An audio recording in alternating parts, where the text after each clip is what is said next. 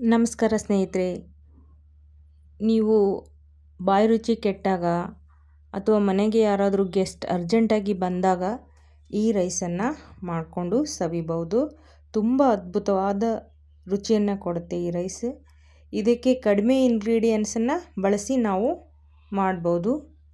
ಕೇವಲ ಒಂದು ತರಕಾರಿಯಾಗಿ ಈರುಳ್ಳಿ ಇದ್ದರೆ ಸಾಕು, ಈ ರೈಸ್ ರೆಡಿ ಆಗುತ್ತೆ. ಈ ರೈಸ್ ಏನಪ್ಪ ಅಂದರೆ, ಇದು ನೀವು ಯಾವುದಾದ್ರೂ ಫಂಕ್ಷನ್ನಲ್ಲಿ ಅಡುಗೆ ತಿಂದು ಬೇಜಾರಾದಾಗ ಸಹ ಲೈಟಾಗಿ ಈ ರೈಸ್ ಮಾಡ್ಕೋಬೋದು.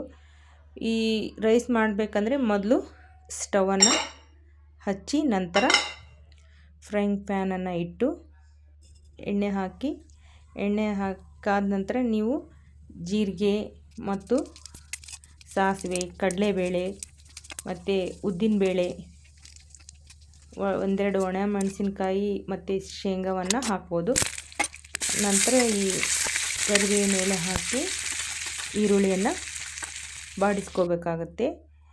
ಈ ಬಾಡಿಸ್ಕೊಳೋಕೆ ಮುಂಚೆ ಏನಪ್ಪ ಟಿಪ್ಸ್ ಅಂದರೆ, ಈ ಥರ ಅದು ಒಗ್ಗರಣೆಗೆ ಹಾಕಿರ್ತೀವಲ್ವ, ಈ ಥರ ಕೆಂಪಗಾಗಿರಬೇಕಾಗತ್ತೆ. ಈ ಥರ ಕೆಂಪಗಾದ ನಂತರ ಈರುಳ್ಳಿ ಹಾಕ್ತೀವಲ್ವ, ಅದಕ್ಕೆ ಮುಂಚೆ ಏನಪ್ಪ ಅಂದರೆ ಕರಿಬೇವನ್ನು ನೀವು ಹಾಕಿದ ನಂತರ ಈರುಳ್ಳಿ ಹಾಕ್ತಿರಲ್ವ, ಆ ಈರುಳ್ಳಿಯನ್ನು ನೀವು ಸ್ವಲ್ಪ ದಪ್ಪ ಸೈಜ್ಗೆ ಹೆಚ್ಕೊಂಡಿರಬೇಕಾಗತ್ತೆ. ನೋಡಿ, ಈ ವಿಡಿಯೋದಲ್ಲಿ ತೋರಿಸ್ತಾ ಇದ್ದೀವಲ್ವ, ಈ ಥರ ದಪ್ಪ ಸೈಜ್ ಇರಬೇಕಾಗತ್ತೆ. ಚಿಕ್ಕ ಸೈಜ್ ಹೆಚ್ಕೊಂಡ್ರೆ ಅದು ಬೇಗ ಕರಗಿಬಿಡುತ್ತೆ ಎಣ್ಣೆಯಲ್ಲಿ. ಈ ಥರ ಸ್ವಲ್ಪ ದಪ್ಪ ಸೈಜ್ ಹೆಚ್ಕೊಂಡು ಈರುಳ್ಳಿಯನ್ನು ಚೆನ್ನಾಗಿ ಬಾಡಿಸಬೇಕಾಗತ್ತೆ.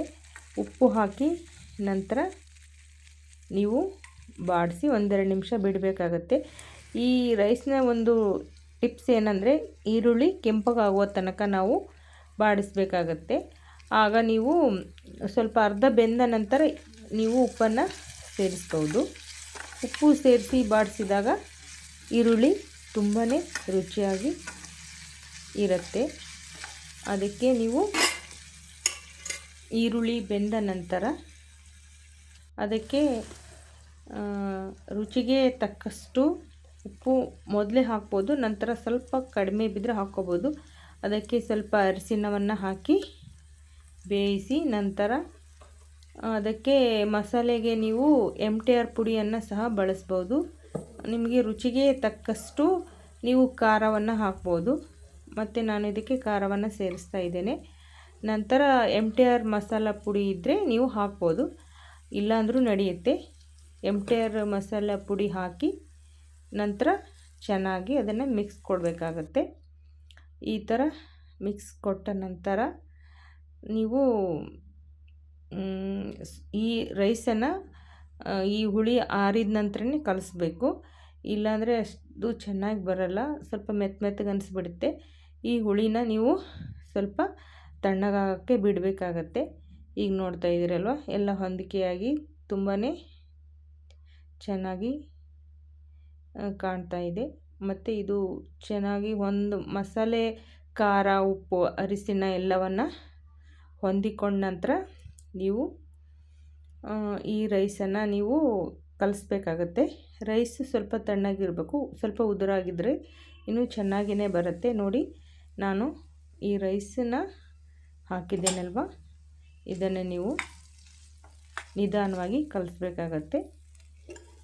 ಎಷ್ಟು ಚೆನ್ನಾಗಿ ಕಲಿಸ್ತೀರೋ ಅಷ್ಟು ಚೆನ್ನಾಗಿ ರೈಸ್ ಬರುತ್ತೆ. ನೀವು ಯಾರಾದರೂ ಅರ್ಜೆಂಟ್ ಗೆಸ್ಟ್ ಬಂದಾಗ ಸಹ ಇದನ್ನು ನೀವು ಮಾಡ್ಬೋದು. ಕೆಲವೊಂದು ಸಲ ಸಾಂಬಾರು ಮಾಡಿರ್ತೀವಿ, ಖಾಲಿಯಾಗಿರುತ್ತೆ, ಮನೆಗೆ ಅರ್ಜೆಂಟಾಗಿ ಗೆಸ್ಟ್ ಬಂದಾಗ ಈ ರೈಸ್ ತುಂಬಾ ಚೆನ್ನಾಗಿರುತ್ತೆ. ಇದಕ್ಕೆ ನೀವು ನಿಂಬೆಹಣ್ಣು ಸೇರಿಸಿದರೆ ಚೆನ್ನಾಗಿರುತ್ತೆ.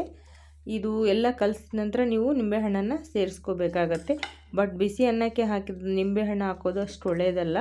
ಅದಕ್ಕೆ ನಾನು ಇದು ರೈಸ್ ಎಲ್ಲ ಕಲಿಸಿದ ನಂತರ ನಿಂಬೆಹಣ್ಣನ್ನು ಹಾಕಿ ನಾನು ಸರ್ವ್ ಮಾಡೋಕ್ಕೆ ಕೊಡ್ತೀನಿ. ನೋಡಿ ಎಷ್ಟು ಚೆನ್ನಾಗಿ ಬಂದಿದೆ ರೈಸ್.